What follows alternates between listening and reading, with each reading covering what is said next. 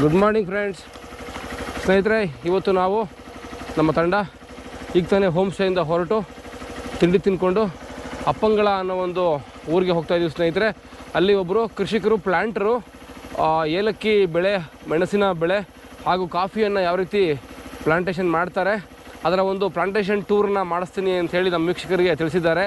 ಹಾಗಾಗಿ ಅವರನ್ನು ಭೇಟಿ ಮಾಡಲಿಕ್ಕೆ ಆ ಒಂದು ಸಂದರ್ಶನ ಮಾಡಲಿಕ್ಕೆ ಹೊರಟಿದ್ದೀವಿ. ನಿಮಗೆ ಸ್ವಾಗತ ಮಡಿಕೇರಿಗೆ.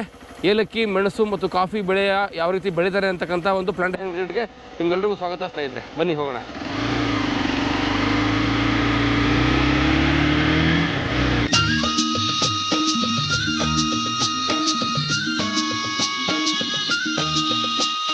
ನಮಸ್ಕಾರ ಸ್ನೇಹಿತರೆ, ನಾನು ನಿಮ್ಮ ಜರಗನಹಳ್ಳಿ ಕಾಂತರಾಜು ಮಾತಾಡ್ತಾ ಇದ್ದೀನಿ.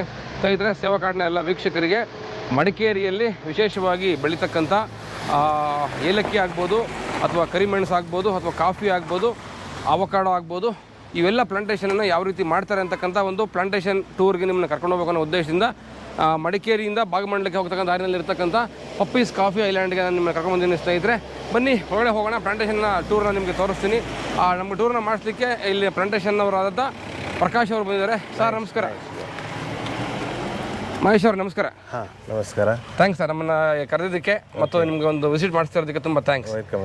ಏನೇನು ವಿಷಯ ಸರ್ ನಿಮ್ಮ ಪ್ಲಾಂಟೇಷನಲ್ಲಿ? ಸೊ ಇದು ಒಂದು ಕಾಫಿ ಪ್ಲಾಂಟೇಷನ್ ಮಾಡಿಸ್ತಾ ಇದ್ವಿ ನಾವು ಕಾಫಿ ಹೇಗೆ ಬೆಳೀತಾರೆ, ಮೇನ್ ಇದು ಕಾಫಿ ಪ್ಲಾಂಟೇಷನ್ ಟೂರ್ ಇದು. ಓಕೆ. ಸೊ ಪ್ಲಾಂಟೇಷನ್ ಒಳಗೆ ಕರ್ಕೊಂಡು ಹೋಗ್ತೀವಿ. ಕಾಫಿ ಬೆಳಿತೀವಿ, ಪೆಪ್ಪರ್ ಬೆಳಿತೀವಿ, avocado, orange, vanilla, cocoa, like multi farming Ayurveda plantation ಎಲ್ಲ ಬೆಳೆಸ್ತೀವಿ. ಸೊ ಅದ್ರ ಬಗ್ಗೆ ನಾವು ಎಲ್ಲರಿಗೂ ಇನ್ಫಾರ್ಮೇಶನ್ ಕೊಡ್ತೀವಿ. ಯಾವ ರೀತಿ ಒಂದು 30-40 ಮಿನಿಟ್ಸ್ ಟೂರ್ ಇರುತ್ತೆ. ಸೊ ಟೂರ್ ಆದ್ಮೇಲೆ ಕಾಂಪ್ಲಿಮೆಂಟರಿ ಕಾಫಿ, ಅವ್ರು ನಮ್ಮ ಓನ್ ಗಾರ್ಡನ್ ಕಾಫಿ ಮಾಡಿ ಕೊಡ್ತೀವಿ. So that is traditional coffee ಇರುತ್ತೆ, ಬೆಲ್ಲದ ಕಾಫಿ ಅಂತ ಹೇಳ್ತೀವಿ. ಸೊ ಅದೆಲ್ಲ ನಾವು ಒಂದು ರೌಂಡ್ ಹೋಗಿ ಬಂದ್ಮೇಲೆ ಕಾಫಿ ಕುಡಿದು ಹೇಗಿದೆ ಅಂತ ಹೇಳಿ ಬನ್ನಿ ಹೋಗೋಣ. ಬನ್ನಿ ವೀಕ್ಷಕರೇ. ಇಲ್ಲಿಂದ ವ್ಯೂ ತಗೊಂಡ್ ಬರ್ತೀರಾ? ರಾಜಾ ಸೀಟು ಕಾಣುತ್ತೆ ಇಲ್ಲಿಂದ. ಇದು ನಮ್ದು ಪ್ಲಾಂಟೇಶನ್ ಪ್ಲೇಸ್. ಹೋಮ್ ಸ್ಟೇ ಇದೆ ನಿಮ್ಮಲ್ಲಿ? ಇಲ್ಲಿ ಕಾಟೇಜ್ ರೆಡಿ ಆಗ್ತಾ ಇದೆ. ಕಾಟೇಜ್ ರೆಡಿ ಮಾಡ್ತಾ ಇದೆ. ರೆಡಿ ಆಗ್ತಾ ಇದೆ. ಗ್ಲಾಸ್ ಬ್ರಿಡ್ಜ್ ಇದು. ಸೊ ಇವಾಗ ಫಸ್ಟ್ ಬಂದು ನೋಡಿ, ಅಲ್ಲಿ ರಾಜಾ ಸೀಟ್ ಟವರ್ ಪಕ್ಕದಲ್ಲಿ. ಸೊ ರೈಟ್ ಸೈಡ್ ಅಲ್ಲಿ ಇದೆ ಟವರ್. ರಾಜಾ ಸಿಟಿ ನೋಡಿದಾಗ ನಮಗೆ ಈ ಸೈಡೇ ಕಾಣೋದು, ನಮಗೆ ಈ ಪ್ಲಾಂಟೇಶನ್ ಕಾಣುತ್ತೆ. ಸೊ ಸೇಮ್ ವ್ಯೂ ನೋಡ್ತೀವಿ. ಸನ್ಸೆಟ್ ಪಾಯಿಂಟ್ ಇರುತ್ತೆ, ನಮ್ದು ಪಾಯಿಂಟ್ ಇದೆ ಸನ್ಸೆಟ್ ಪಾಯಿಂಟ್, ಅಲ್ಲಿ ಹೋಗುವ. ಆಮೇಲೆ ಇದು ಗ್ಲಾಸ್ ಬ್ರಿಡ್ಜ್ ಕನ್ಸ್ಟ್ರಕ್ಷನ್ ಆಗ್ತಾ ಇದೆ, ಇನ್ನೊಂದು 1 ಮಂತ್ ಅಲ್ಲಿ ರೆಡಿ ಆಗುತ್ತೆ. ಇನ್ನು ಆ ಸೈಡ್ ನೋಡಿ ಕಾಟೇಜ್ ನಡೀತೆ. ಕಾಟೇಜು ಬಿಲ್ಡ್ ಮಾಡ್ತಾ ಇದ್ವಿ. 2 family can stay, 2 family stay ಆಗ್ಬೋದು. ಓಕೆ ಬನ್ನಿ. ಗ್ಲಾಸ್ ಬ್ರಿಡ್ಜ್ ಎಷ್ಟು ದಿವಸ ಆಗುತ್ತೆ ರೆಡಿ ಆಗ್ಲಿಕ್ಕೆ? ಇನ್ನು ಇದೊಂದು 15-20 ದಿನದೊಳಗೆ ರೆಡಿ ಆಗುತ್ತೆ. ಸಖತ್ ಅಟ್ರಾಕ್ಟಿವ್ ಪ್ಲೇಸ್ ಆಗ್ಬಿಡುತ್ತೆ ನಿಮ್ದು ಗ್ಲಾಸ್ ಬ್ರಿಡ್ಜ್ ರೆಡಿ ಆಗ್ಬಿಟ್ರೆ. ನೋಡಿ, ಅದಕ್ಕಾಗಿ ಒಂದು ಕೌಂಟ್ರು ರೆಡಿ ಮಾಡ್ತಾ ಇದ್ವಿ ಮರದ್ದು ಇದರಲ್ಲಿ. ಸೊ ಇಲ್ಲಿನೂ ಚೇಂಜಸ್ ಮಾಡ್ತಾ ಇದ್ವಿ. ಎಂಟ್ರೆನ್ಸ್ ಇದನ್ನ ರೆಡಿ ಮಾಡ್ತಾ ಇದ್ವಿ. ಓಕೆ, ಸೊ ಈ ಥರ ಇದೆ ಕಾಫಿ ಪ್ಲಾಂಟ್. ಸ್ನೇಹಿತರೆ, ಇದು ಈ ಪ್ಲಾಂಟೇಶನ್ ಟೂರ್ ವಿಸಿಟ್ ಬರಬೇಕಾದ್ರೆ ಇರ್ತಕ್ಕಂಥ ಒಂದು ಟಿಕೆಟ್ ಕೌಂಟ್ರು ಸ್ನೇಹಿತರೆ. ಕೌಂಟ್ರಿಂದ ಮಾತಾಡ್ತಾ ಇದ್ದೀನಿ. ಅವನಿಗೆ ಹೇಳಿ, ಸದನ್ಗೆ. ನಮಸ್ತೆ ಸರ್. ನಮಸ್ಕಾರ ಸರ್. ಬನ್ನಿ, ಈಗ ನಾವು ಪ್ಲಾಂಟೇಶನ್ ಟೂರ್ನ ಎಂಟ್ರಿ ಆಗ್ತಾ ಇದ್ದೀವಿ.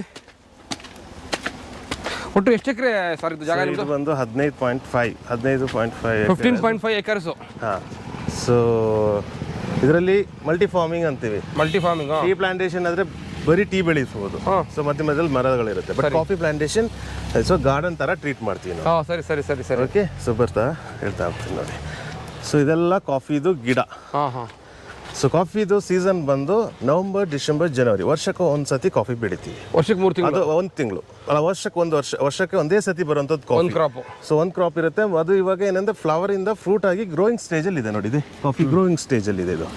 ಸೊ ಫಸ್ಟ್ ಬಂದು ಅಂದ್ರೆ ಇದು ಫ್ಲವರ್ ಆಗಿ ಈಗ ಫ್ರೂಟ್ ಸ್ಟಾರ್ಟ್ ಆಗಿದೆ. ಫ್ರೂಟ್. ಸೊ ಫಸ್ಟ್ ಬಂದು ಗ್ರೀನ್ ಬರ್ಡ್ಸ್ ಇರುತ್ತೆ, ಚಿಕ್ಕದು ಮೊಗ್ಗು ಅಂತೀವಿ. ಅದು ಫೆಬ್ರವರಿ, ಮಾರ್ಚ್, ಏಪ್ರಿಲ್ಗೆ ಬರ್ಡ್ಸ್ ಇರುತ್ತೆ. ಆ ಬರ್ಡ್ಸ್ಗೆ ಯಾವಾಗ ನೀರು ಬಿತ್ತು, ಮಳೆ ಬಂತು, ನ್ಯಾಚುರಲ್ ರೈನೇ ಬರುತ್ತೆ. ಸೊ ಇಲ್ಲಾಂದ್ರೆ ಇರಿಗೇಷನ್ ಕೊಡ್ಬೇಕಾದ. ಇರಿಗೇಷನ್ ಕೊಟ್ರೆ ಸ್ಪ್ರಿಂಕ್ಲರ್ ಅಂತ ಹೇಳ್ತೀವಿ. ಕೊಟ್ರೆ ಅದು ಏನಾಗುತ್ತೆ ಅಂದ್ರೆ ಎಕ್ಸ್ಪೆನ್ಸಿವ್. ನ್ಯಾಚುರಲ್ ಮಳೆಗಾಗಿ ನಾವು ವೇಟ್ ಮಾಡ್ತೀವಿ. ಮಳೆ ಬಿದ್ದ ತಕ್ಷಣ ಫೆಬ್ರವರಿ, ಮಾರ್ಚ್, ಏಪ್ರಿಲ್ಗೆ ಮಳೆ ಬಿದ್ದೇ ಬೀಳುತ್ತೆ. ಬಿದ್ದಿಲ್ಲ ಅಂದ್ರೆ ಇರಿಗೇಷನ್ ಕೊಡ್ತೀವಿ. ಸೊ ಮಳೆ ಬಂದ ತಕ್ಷಣನೇ ಒಂದು 5 ದಿನದ ಮೇಲೆ ವೈಟ್ ಫ್ಲವರ್ ಬರುತ್ತೆ. ಮಲ್ಲಿಗೆ ಹೂ ಟೈಪ್ ಮೊಗ್ಗು ಅರಳಿ ಹೂ ಆಗುತ್ತೆ. ಅದು ಮೊಗ್ಗು ಮಲ್ಲಿಗೆ ಹೂ ಟೈಪ್ ಇರುತ್ತೆ. ಜಾಸ್ಮಿನ್ ತರನೇ ಕಾಣುತ್ತೆ, ಜಾಸ್ಮಿನ್ ತರ ಸ್ಮೆಲ್ಲು ಬರುತ್ತೆ. ಸೊ ಅವಾಗ ನಮಗೆ ಕಾಫಿ ಪ್ಲಾಂಟೇಶನ್ ತರ ಅನ್ಸಲ್ಲ, ಮಲ್ಲಿಗೆ ಹೂ ಗಾರ್ಡನ್ ತರ ಅನ್ಸುತ್ತೆ. 2 ದಿನ ಇರುತ್ತೆ ಅಷ್ಟೇ white flower smell.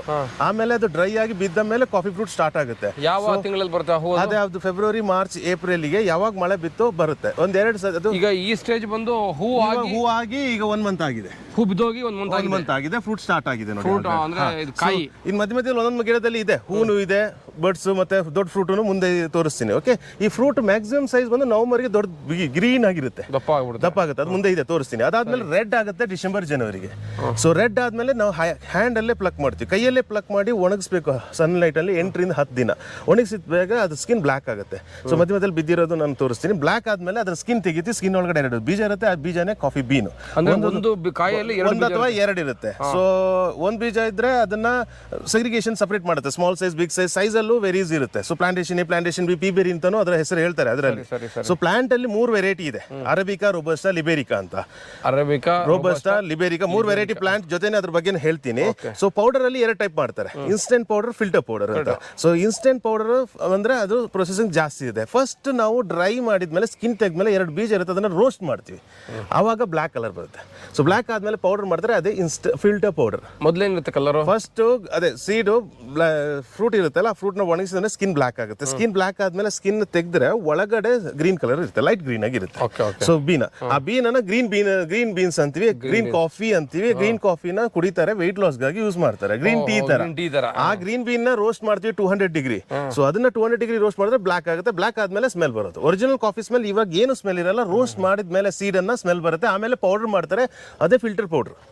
Filter powder directly roast bean ನ ಪೌಡರ್ ಮಾಡಿದ್ರೆ ಅದೇ ಫಿಲ್ಟರ್ ಪೌಡರ್. ಆ ಫಿಲ್ಟರ್ ಪೌಡರ್ ಆದ್ಮೇಲೆ ಅದನ್ನ ಡಿಕಾಕ್ಷನ್ ತೆಗಿತಾರೆ, ಲಿಕ್ವಿಡ್ ಫಾರ್ಮ್ ನ ಕೋಲ್ಡ್ ರೂಮ್ ಇಟ್ಟು ಪ್ರೊಸೆಸಿಂಗ್ ಮಾಡಿ ಸಾಲಿಡ್ ಫಾರ್ಮ್ ಮಾಡಿ ಗಟ್ಟಿ ಮಾಡಿ ಅದನ್ನ ಪೌಡರ್ ಮಾಡಿದ್ರೆ ಅದೇ ಇನ್ಸ್ಟೆಂಟ್ ಪೌಡರ್.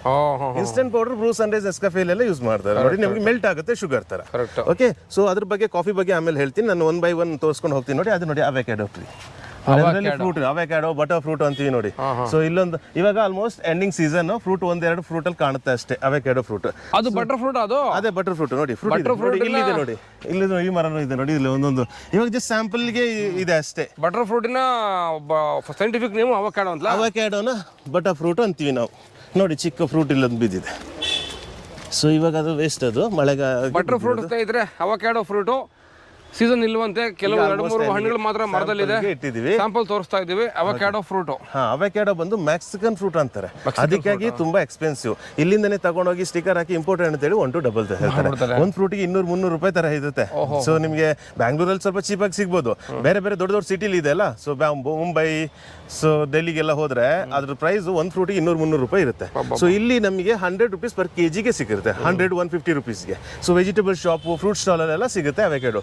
ಸೊ ಅದನ್ನ ತಿಂತಾರೆ. ಒಮೆಗಾ 3 ಫ್ಯಾಟ್ ಇರುತ್ತೆ, not for weight loss, weight gain ಗಾಗಿ ತಿಂತಾರೆ. ಒಮೆಗಾ 3 A2 ಮಿಲ್ಕ್ ಅಲ್ಲಿ ಇರುತ್ತಲ್ವಾ? ಇರುತ್ತೆ, ಬಟ್ ಇದನ್ನ ಹೇಳ್ತಾರೆ ಅದು ಗುಡ್ ಫ್ಯಾಟ್ ಅಂತ ಹೇಳ್ತಾರೆ. ಸೊ ಗುಡ್ ಫ್ಯಾಟ್ ಏನಂದ್ರೆ ಬಾಡಿ ಬಿಲ್ಡ್ ಮಾಡೋದಕ್ಕಾಗಿ, ವೆಯ್ಟ್ ಲಾಸ್ ಗಾಗಿ ತಿಂದ್ರೆ ಇದು ಯೂಸ್ ಆಗಲ್ಲ. ಅಂದ್ರೆ ಹಾರ್ಟ್ ಗೆ ತುಂಬಾ ಒಳ್ಳೇದು, more protein, bad cholesterol burn ಮಾಡುತ್ತೆ. ಸೊ ಕಾಸ್ಮೆಟಿಕ್ಸ್ ಜಾಸ್ತಿ ಯೂಸ್ ಮಾಡ್ತಾರೆ. ಲೇಡೀಸ್ ಅವ್ರ ಫೇವರೇಟ್ ಫ್ರೂಟ್ ಅಂತೀವಿ.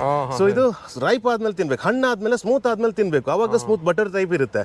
ಇಲ್ಲಾಂದ್ರೆ ಬಿಟರ್ ಇರುತ್ತೆ, ಕಹಿ ಇರುತ್ತೆ. ಒಂದೇ ಮರದಿಂದ ಒಂದು 200-300 kg ಅಷ್ಟು ಸಿಗುತ್ತೆ. ವರ್ಷಕ್ಕೆ 2 ಸತಿ ಬರುತ್ತೆ. ದೊಡ್ಡ ಸೀಡ್ ಇರುತ್ತೆ. ಅದು ರೀಪ್ಲಾನ್ ನಾವು ಇಲ್ಲಿ ಬಿಸಾಕಿದ್ರೆ ಬಂದ್ಬಿಡುತ್ತೆ, ಬಟ್ ಎಲ್ಲ ಪ್ಲೇಸ್ ಅಲ್ಲಿ ಬರಕ್ಕಾಗಲ್ಲ. ಈಗ ನಾವು ಅವಕಾಡೋ ಫ್ರೂಟ್ ನ ಪರ್ಚೇಸ್ ಮಾಡಿದ್ರೆ ಅದ್ರ ಸೀಡ್ ಇರುತ್ತಲ್ಲ, ಅದನ್ನ ಹಾಗೆ ನಾವು ಪ್ಲಾನ್ ಮಾಡಬಹುದು, ಬರುತ್ತೆ. Okay, nice. ಸೊ ಅದು ಸೂಟೇಬಲ್ ಕ್ಲೈಮೇಟ್ ಆಗ್ಬೇಕು ಅದಕ್ಕೆ. ಸರಿ. ಇದು ಬೇ ಲೀಫ್, ಬಿರಿಯಾನಿ ಪುಲಾವ್ ಮಾಡ್ತಾರಲ್ಲ ಇದ್ರಲ್ಲೇ ನೋಡಿ. ಸೊ ಇದ್ರ ಅಂದ್ರೆ ಇದು ಪಲಾವೆಲೆ. ಸೊ ಇದನ್ನ ಇವಾಗ ಸ್ಮೆಲ್ ಜಾಸ್ತಿ ಇರಲ್ಲ, ಮೈಲ್ಡ್ ಆಗಿರುತ್ತೆ. ಇದನ್ನ ಡ್ರೈ ಮಾಡಬೇಕು, ಸನ್ ಡ್ರೈಡ್ ಮಾಡಿದ್ರೆ ಮೈಲ್ಡ್ ಸ್ಮೆಲ್ ಇರುತ್ತೆ. ಸೊ ಹಾಟ್ ರೂಮ್ ಅಲ್ಲಿ ಡ್ರೈ ಮಾಡಿದಾಗ ಅದ್ರ ಸ್ಮೆಲ್ ಜಾಸ್ತಿ ಬರುತ್ತೆ. ಸೊ ಬೇ ಲೀಫ್ ಅನ್ನ not only for biryani pulao, mosquito repellent ತರಾನು ಯೂಸ್ ಮಾಡಬಹುದು. ಪಲಾವೆಲೆನೆ ಒಣಗಿದ ಎಲೆನೆ ನೀಮ್ ಆಯಿಲ್ ಅಪ್ಲೈ ಮಾಡ್ಬಿಟ್ಟು ಅದನ್ನ ಹಚ್ಚಿದ್ರೆ ಅದ್ರ ಸ್ಮೋಕ್ ಅಲ್ಲಿ ಮಸ್ಕಿಟೋಸ್ ಬರಲ್ಲ. ನೀಮ್ ಆಯಿಲ್ ಅಲ್ಲಿ ಅದ್ಬಿಟ್ಟು ಬರ್ನ್ ಮಾಡ್ಬೇಕು.